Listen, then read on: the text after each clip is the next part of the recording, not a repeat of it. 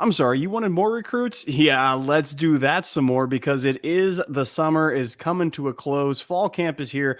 Commitment dates are out there, and we got Brian Smith back with us to tell us about all them recruits next on Locked On Bulldogs.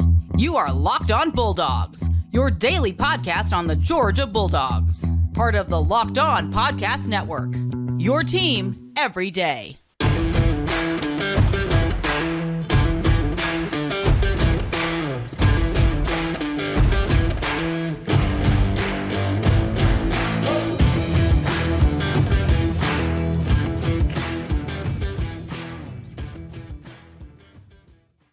What is going on, good people? This is Locked On Bulldogs, part of Locked On Podcast Network, your team every day. Thanks for making us your first listen of the day. Here we are with Brian Smith, and he's recruiting expert, which means this episode is brought to you by not FanDuel. I apologize. LinkedIn. LinkedIn is the college recruiting sponsor across all the Locked On Podcast Network. LinkedIn Jobs helps you find the qualified candidates you want to talk to faster. Post your job for free.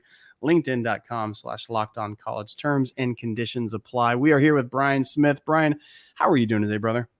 Doing well, sir. How are things in your neck of the woods? It's fantastic. We got SEC Media Days. There is quotable quotes forever. Coaches making fools of themselves. Jimbo, give up the OC duties today. Man, what are you doing? Don't know what he's up to, but Kirby... I'm done with him, man. Brian, he knows. We're done with him, man. I'm just done. We're done. It sounds like a lot of people are done with big old Jimbo. Kirby says, better don't get complacent. We just better just keeps on going and going and going. We got SEC Media Days. We got recruits. So it's going well. Brian, let's start by asking you about a name and then somebody who is linked so far. We're trying to reach out to one Chris Cole, who is a linebacker and quite an exceptional athlete. Georgia is hot on the trail. LBU is trying to get him in. If I was to say the name Chris Cole, what type of athlete is this cat? We know he's 6'3", 210 out of Virginia. What kind of linebacker is Chris? He's whatever he needs to be on that particular play. He can play over the slot. He could play will. And depending on the scheme and the era, he could have been a hell of a strong safety at one point too. Okay. Downhill, and he'll thump you. But unlike most kids his size, he can move laterally well enough. He's going to be pretty good in coverage. I'm not saying he's a Colby Dean or something like that, but he's in that mindset. And if you got guys like that, you can play him on every down. And it's harder and harder and harder to find guys that can play all three downs at linebacker. He might be your middle when you go to a dime package. He could be that guy. He'll be a 225 guy when he fills out. And he's got offers from every program pretty much in the country. So Miami, Georgia, Notre Dame, Penn State, you name it, he's got an offer. So I have not heard anything on him recently. It's kind of gone silent. I don't know if he's planning to take more visits. But I do know because of his skill set, there's a reason that he has a lot of options. So I will be curious to see where he goes. That's exactly right. It is really, really interesting when you look at who this cat is and when you look at what he has done so far. It's quite exceptional. He is somebody, like you said, maybe a la strong safety, maybe Thomas Davis before or somebody like that. This is a cat among cats. Okay, he can play everything, everywhere at all times. You said dime package linebacker, somebody in the middle. Sure. He's got all those offers, SC, Nittany Lions, Notre Dame. I mean, he's everywhere. He will be back in Tennessee, it looks like, at the end of the month. And so who knows what happens to that. But if you want LBU, this is one of those guys. Georgia has had smart, fast, quick, Nakobe Dean, Roquan Smith. I mean, that's just what they are. And if you want to have middle linebacker up to 6'3", 225, now you're talking standard new aged linebacker in college football into the pros. He's already got comps for that. And so this is a kid I think is high on the list. Maybe as the recruiting cycle comes to a close, maybe Georgia makes a couple spots, maybe tells a couple of other recruits that are looking to flip elsewhere. This seems to me to be really, really interesting. And yeah, nothing on the horizon so far to say, hey, here's a date, I'm going to commit and here's where I'm going. There's nothing. And by the way, good on you, Chris. Like, enjoy the time, keep it silent, do your thing, do whatever is needed. and we're here for it. We're going to come back after this. I'm going to ask Brian maybe some names Georgia should keep on the lookout because, again, it's flip season. It's all those seasons. But first, these. And these are LinkedIn. LinkedIn Jobs is the place that you need to go. It is super simple, super easy, super quick, super convenient.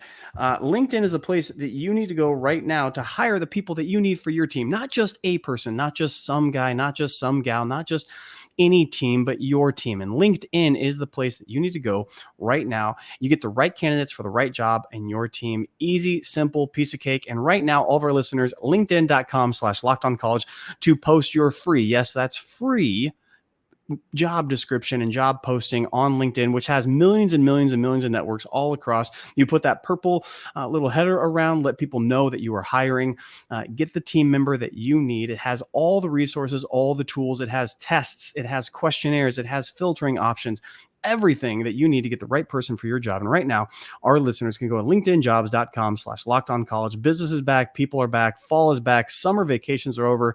And you need the right person to get your team going in the right direction. That is linkedin.com/lockedoncollege now. All right, Brian, we are back with recruiting news and notes for Georgia.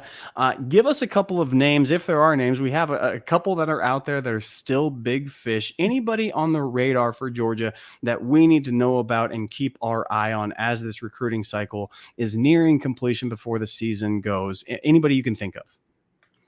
I think it's more about an area than it is a player.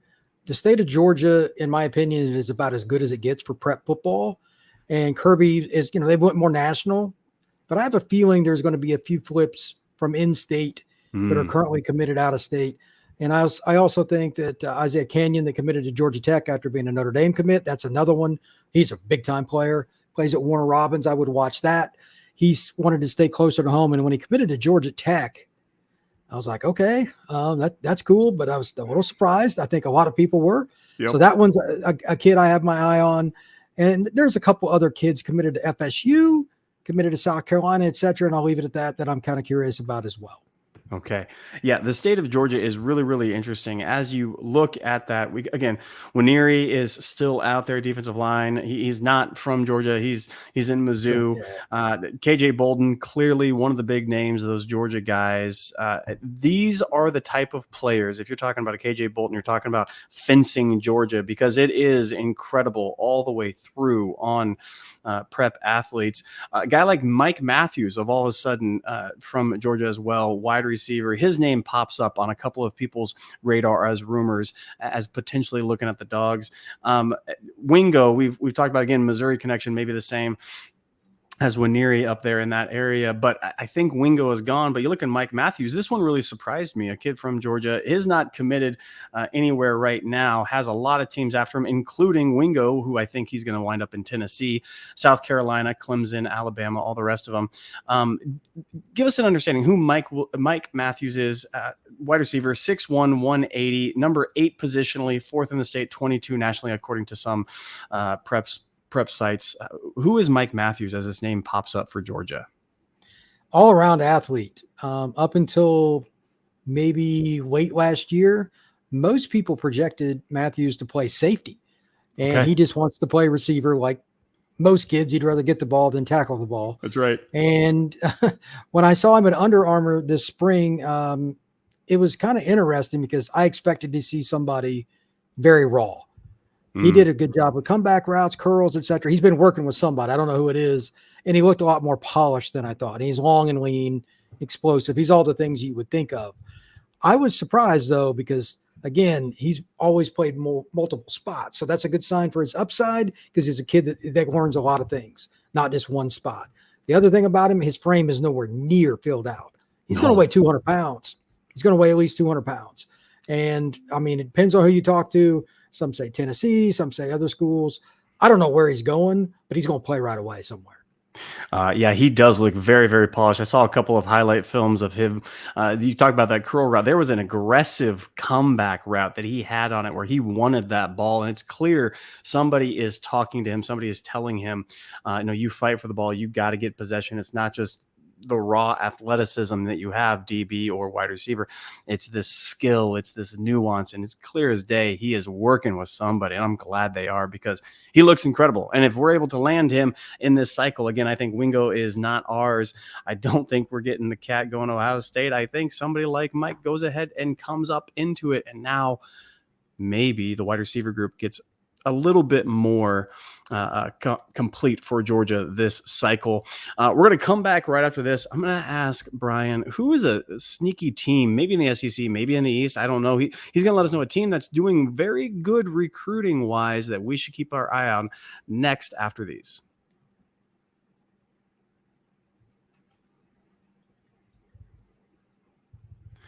Brian, I tease the people. This is the 199 group. These are the loyal third segment listeners. Bonfire.com/store/the 199. It's fantastic. Go over there. Get the stuff that you need to rep your dogs with sayings from this podcast. But tease the people, the 199, and said, hey, maybe a team, maybe somebody who's sneaky good.